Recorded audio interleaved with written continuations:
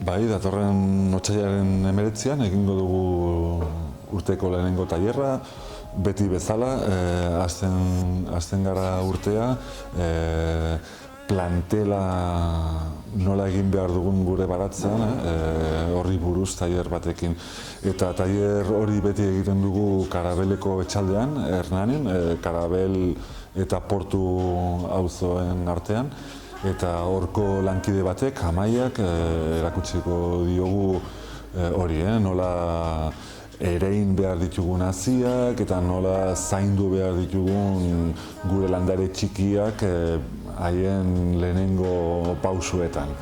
Eta tailerra nahiko praktikoa da, nahiz eta kontzeptu teoriko batzuk aterako diren tailerran.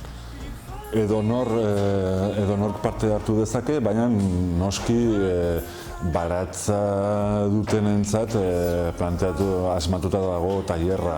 Nahiko praktikoa delako eta oso aukera ona delako zalantzak mahai gainean jartzeko, galderak pausatzeko Amaiari eta pixkat denon artean praktikaren bitartez ikusteko nola manipulatu behar diren landare hain txikiak direnean. Izena emateko tailerrendako Kristinaneako webgunean aukera bat da.